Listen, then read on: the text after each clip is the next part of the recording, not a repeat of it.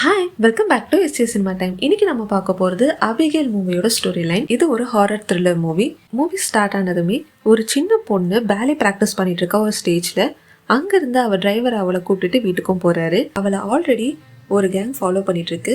அந்த கேங்கில் மொத்தம் 6 பேர் இருக்காங்க. ஒரு சிலர் அவளோட வீட்டுக்கிட்டேயும் அவளோட பேலே டான்ஸ் ப்ராக்டிஸ் ஏரியாலையும் இருக்காங்க. அவங்களுக்கு தெரிஞ்சதெல்லாம் அந்த பொண்ணோட அப்பா பெரிய பணக்காரர், ஆனால் அவரோட பேர் என்னங்கிறது அவங்களுக்கு தெரியாது. அந்த பொண்ணு வீட்டுக்கு போனதும் ஃபோனில் யார்கிட்டயும் பேசிட்டு இருக்காங்க. அப்போ அந்த பொண்ணோட ரூமில் ஆல்ரெடி மறைஞ்சிருந்த கிட்னாப்பர்ஸ் அந்த பொண்ணு கிட்னாப் பண்ணுறாங்க. இப்போ அந்த பொண்ணுக்கு மயக்க ஊசி போட்டு கார்லேயும் தூக்கிட்டு போகிறாங்க. அவங்க கேங்கை சேர்ந்தவங்க ஹேக் பண்ணி அவங்களோட ஃபுட்டேஜ்லாம் டெலீட்டும் பண்ணிடுறாங்க. இப்போ அந்த 6 பேரும் அந்த பொண்ணையும் தூக்கிக்கிட்டு ஒரு பெரிய மேன்ஷனுக்கு போகிறாங்க. அங்கே தான் அந்த பொண்ணை கிட்னாப் பண்ண சொன்ன அவங்களோட பாஸும் இருப்பான். இப்போ அந்த பாஸ் 6 பேர்கிட்டையும் ஒரு இன்ஃபர்மேஷன் சொல்வார்.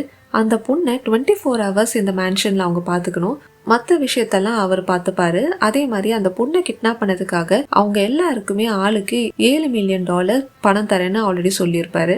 இப்போ அவங்க எல்லாரோட ஃபோனுமே அவர் கலெக்ட் பண்ணிட்டு போயிடுவாரு. ஏன்னா யாரும் அவங்கள ட்ராக் பண்ணக்கூடாதுன்னு சொல்லி. அந்த கேங்ல இருக்க யாருக்குமே பேர் தெரியாததால ஒரு ஃபேக் நேம் எல்லாருக்கும் அவர் கொடுப்பாரு. அதுல ஹீரோயினோட பேரு ஜோயி. அது மட்டும் இல்லாம இப்போ கடத்திட்டு வந்த பொண்ணை மீட் பண்ற ஒரே ஆளு ஜோயி மட்டும்தான் இருக்கணும். ஏன்னா அவங்களோட வாய்ஸ் மட்டும்தான் அந்த பொண்ணுக்கு தெரியணும்னு சொல்வாரு. அந்த பொண்ணுக்கு ஆல்ரெடி கண்ணை கட்டி விட்டுருப்பாங்க, கையும் ஆல்ரெடி கட்டியிருப்பாங்க, ஒரு ரூம்ல தனியா வச்சிருப்பாங்க. இப்போ அந்த பாஸ் அந்த இடத்த விட்டும் கிளம்புறாரு. இப்போ அந்த 6 பேரும் ஒன்னா உட்காந்து பேசிட்டு இருக்கும் போது எல்லாரோட ப்ரொஃபஷன் பத்தி ஹீரோயின் கரெக்டா கெஸ் பண்ணிருப்பாங்க. அதுக்கு ஒரு பெட் அமௌண்ட்டும் ஹீரோயின் அவங்க கிட்ட இருந்து வாங்கியிருப்பாங்க. அதுல ஒருத்தர் எக்ஸ் போலீஸ், இன்னொருத்தர் பாடி பில்டிங்ல இருந்திருப்பாரு. ஒரு பொண்ணு பணக்கார வீட்டு பொண்ணு, ஒரு கிக் வேணுங்கிறதுக்காக தான் இந்த ஜாப் எடுத்தனும் சொல்வா. ஹீரோயின் இப்போ அவங்க கடத்திட்டு வந்த பொண்ணு கிட்ட போய் பேசுறாங்க. அப்ப அவங்க ஃபேஸ்ல மாஸ்க் போட்டு தான் பேசுவாங்க. அந்த பொண்ணு அவளுக்கு கண்ணு வலிக்குதுன்னு சொன்னதால அவளோட பிளைண்ட் ஃபோல்ட ஹீரோயின் ரிமூவ் பண்ணுவாங்க. அதே மாதிரி கையில இருக்க ஹேண்ட் கஃபையும் ரிமூவ் பண்ணுவாங்க. அந்த பொண்ணு கிட்ட பேசிட்டு இருக்க ஹீரோயின் அந்த பொண்ணுக்கு எந்த ஆபத்தும் வரவிட மாட்டேன்னு சொல்லிட்டு ஒரு பிங்கி ப்ராமிஸும் பண்றாங்க. அப்போ அந்த பொண்ணு எங்க அப்பாவை பத்தி உங்களுக்கு தெரியுமான்னு கேட்டதுக்கு அவரை பத்தி எனக்கு எந்த இன்ஃபர்மேஷன் தெரிய வேண்டாம்னு ஹீரோயின் சொல்றாங்க. இப்போ அவங்க அந்த ரூமை விட்டு கிளம்புறதுக்கு முன்னாடி அந்த பொண்ணு ஹீரோயினை பார்த்து உங்களுக்கு நடக்க போறதுக்கு நான் ரொம்ப சாரி சொல்றேன் அப்படின்னு சொல்லுவாங்க. ஹீரோயினுக்கு ஒன்றும் புரியாம அந்த இடத்த விட்டு கிளம்புறாங்க. ஹீரோயின் இப்போ அவங்க கேங் கிட்ட போய் அந்த பொண்ணோட அப்பாவை பத்தி திரும்பவும் பேச ஆரம்பிப்பாங்க. அந்த கேங்ல இருக்க எக்ஸ் போலீஸ் அந்த பொண்ணு கிட்ட வந்து விசாரிக்க ஆரம்பிப்பாரு. அப்ப அந்த பொண்ணு அவரோட ஃபேஸ பாத்துருவாங்க. இப்ப பயந்துட்டே அந்த பொண்ணு அவங்க அப்பாவை பத்தியும் சொல்றாங்க. அவங்க அப்பா அந்த ஊர்லயே பெரிய பணக்காரர், நிறைய கிரைம்ஸ் அவர் பண்ணியிருக்காரு, அவருக்குன்னு தனியா ஒரு எம்பையரே இருக்குன்னு சொல்லிட்டு இந்த பிளான்ல இருந்து நான் வெளியே போறேன்னா அந்த எக்ஸ் போலீஸ் கிளம்பவும் ஆரம்பிப்பாரு. ஆனா இப்போ அவர் ஃபேஸ் அந்த பொண்ணு பார்த்ததால எப்படியும் அவங்க மாட்டிப்பாங்கன்னு பயந்து அந்த $7 மில்லியன் கிடைச்சதுமே எல்லாரும் ஒருத்தர் கூடயும் டச்ல இல்லாம அவங்களோட லைஃப்ல வாழ ஆரம்பிக்கலாம்னு டிசைட் பண்ணிட்டு நைட் மட்டும் அங்க ஸ்பெண்ட் பண்ணலாம்னு டிசைட் பண்ணுவாங்க. அப்ப அந்த கேங்ல இருக்க ஒருத்தன் கிச்சனுக்கு போவான். அங்க அவனுக்கு ஒரு வித்தியாசமான சத்தம் கேட்கும்.